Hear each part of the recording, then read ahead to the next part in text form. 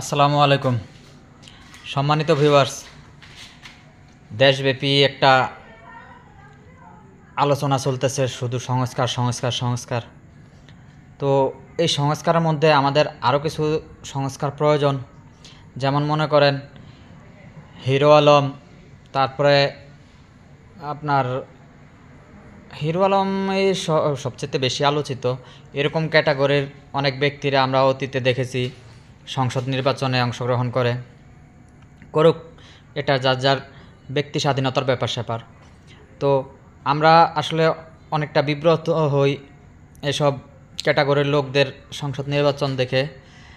এখন কথা হইল, এসব লোকেরা পাস করাটা খুব টাফ ব্যাপার।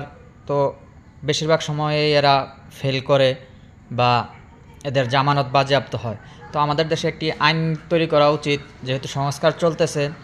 এই সংস্কার চলাকালীন সময়ে একটি আইন করা উচিত যে যেই ব্যক্তি জীবনে দুইবার সংসদ নির্বাচন করে জামানত খোয়াবে, যার জামানত বাজেয়াপ্ত হবে সংসদ নির্বাচন করে দুইবার জীবনে, সেই ব্যক্তি আর কখনো সংসদ নির্বাচনে অংশগ্রহণ করতে পারবে না।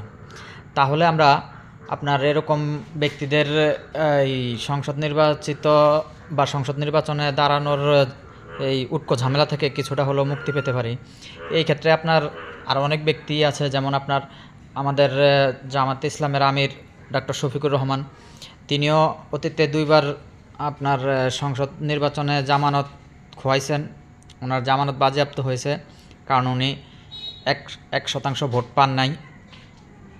তো এসব ব্যক্তিদের জামানত বাজেয়াপ্ত হলে আমরা হয়তো ওনাদের আসনে যোগ্য ব্যক্তিদের ক্যান্ডিডেট হিসেবে পেতে সুবিধা হবে বা যোগ্য ব্যক্তিরা উঠে আসতে সুবিধা হবে। তো এই সংস্কারের মধ্যেই আশা করি এই ব্যাপারটা সবাই খেয়াল করবেন। সরকারের শীর্ষ পর্যায় পর্যন্ত, বর্তমান অন্তর্বর্তীকালীন সরকারের শীর্ষ পর্যায় পর্যন্ত এই ব্যাপারটা তুলে ধরার চেষ্টা করবেন। এই জন্য বেশি বেশি শেয়ার করবেন ভিডিওটা। আমরা এই ব্যাপারটাও সংস্কার চাই। আসসালামু আলাইকুম।